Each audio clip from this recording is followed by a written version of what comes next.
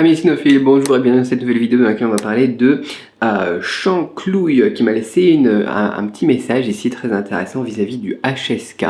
Comment prouver son niveau en chinois? Alors, je vais vous lire un petit peu le message vite fait, je vous le remets dans la description aussi, mais bonjour, j'aurais une question, je souhaite commencer à apprendre le chinois, mais comme c'est compliqué et que ça demande beaucoup de patience, j'ai pas envie d'étudier à la fac car le risque est de se retrouver avec une nouvelle matière en plus, compliquée, qui demandera autant de travail que les autres matières plus importantes, donc du stress et de la pression dont je n'ai pas besoin. J'ai pensé à prendre des cours hors école, mais le problème c'est que ça ne sera pas considéré comme une langue niveau C1 ou B2 puisque j'ai pas passé mon diplôme avec cette langue. Sur un CV, savoir parler chinois avec un niveau certifié, ça permet de se démarquer, effectivement. J'en arrive à ma question, le HSK est-il reconnu par les entreprises? Si demain je passe un entretien et qu'on me dit pourquoi je prendrais pas celui qui mérite un niveau, pourquoi je prendrais pas celui qui maîtrise un niveau C1 en chinois qui est étudié à X établissement plutôt que vous? Je pourrais répondre, bah moi j'ai passé le HSK.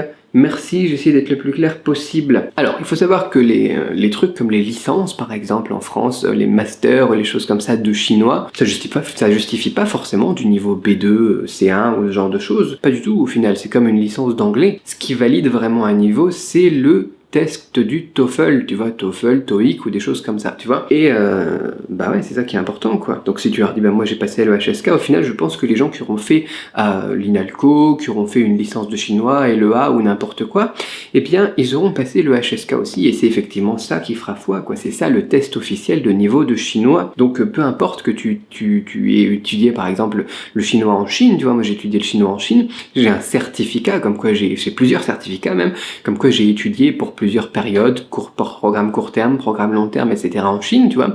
J'avais fait un je sais plus quoi, DEFL, de chinois à l'université en France, ou des choses comme ça, mais tout ça, ça n'a aucune valeur, et encore moins sur la scène internationale, quoi. Ce qui prouve ton niveau de chinois, effectivement, c'est le HSK. Donc dans tous les cas, effectivement, bah, c'est le HSK qui va prouver ton niveau. Comme pour le TOEIC, tu vois, bah moi, je sais pas, moi quand j'ai travaillé ici en tant en Thaïlande, je devais avoir un visa de travail, il fallait que je prouve mon niveau d'anglais, je suis allé passer un test de niveau d'anglais, j'ai eu 990 sur 990, le score maximal, et c'est ça qui prouve mon niveau, tu vois. C'est pas le fait d'avoir fait des études ou pas d'anglais, ou d'avoir été prof d'anglais, ou d'avoir, je sais pas, moi, passé des années en Angleterre, ou des trucs comme ça. Non, ce qui montre ton niveau, c'est le TOEIC, et pour le chinois, c'est le HSK.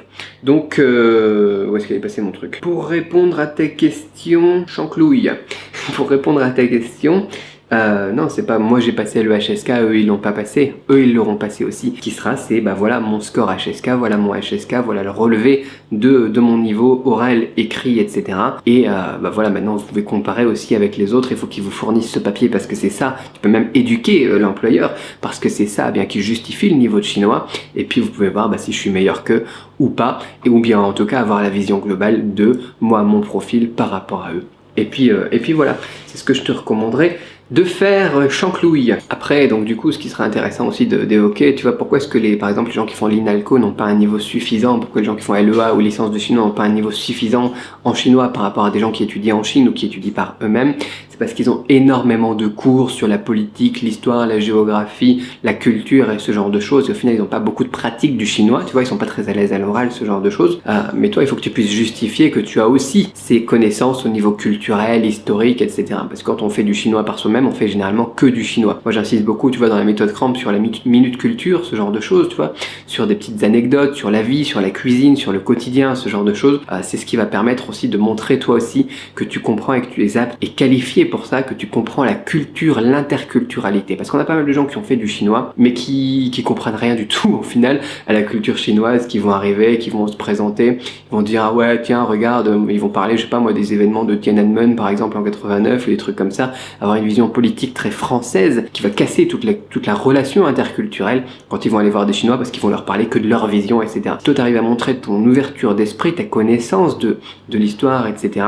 et de la façon de vivre et d'être des Chinois, tu vois, l'importance de la bouffe ou des choses comme ça que moi j'explique aussi sur ma chaîne YouTube, et bien là aussi ça peut faire toute la différence vis-à-vis du niveau de chinois et du profil global au final de la personne, et qui pourrait te permettre d'être embauché toi plus qu'une autre personne. À garder en tête, c'est pas que le niveau de chinois en fait. Donc si tu arrives à prouver un bon HSK et en plus une bonne ouverture d'esprit et une maîtrise de l'interculturalité, etc., là c'est bon, les personnes qui ont fait une licence ou n'importe quoi, tu les exploses. Mais c'est valable aussi pour les personnes qui ont fait une licence et qui me regardent, ou qui sont à l'INALCO et qui me regardent, travailler beaucoup plus pour vous, qui avez cette base culturelle, etc., vous avez beaucoup d'heures aussi avec tout ce qui est à côté, et bien profitez-en quand même pour avoir sur votre temps libre, booster à fond votre pratique du chinois, parce que c'est ce qui vous manque à vous. Comme ça, tout le monde va monter en niveau là, la compétition elle sera un peu plus féroce, et puis les Français auront un meilleur niveau de chinois. Pour moi, c'est tout bénef, c'est mon but que vous y arriviez. Donc voilà, laissez un commentaire dans la description si ça vous intéresse de participer à cette discussion, si vous avez d'autres éléments ou d'autres questions à rapporter. Mais quoi qu'il en soit, pour prouver un niveau de chinois, c'est pas une licence ou un diplôme ou n'importe quoi qui le fera, c'est uniquement un test de langue, un test de niveau, en l'occurrence le HSK. Abonnez-vous si ce n'est pas déjà fait, moi je vous dis à très vite pour une autre vidéo, bye bye.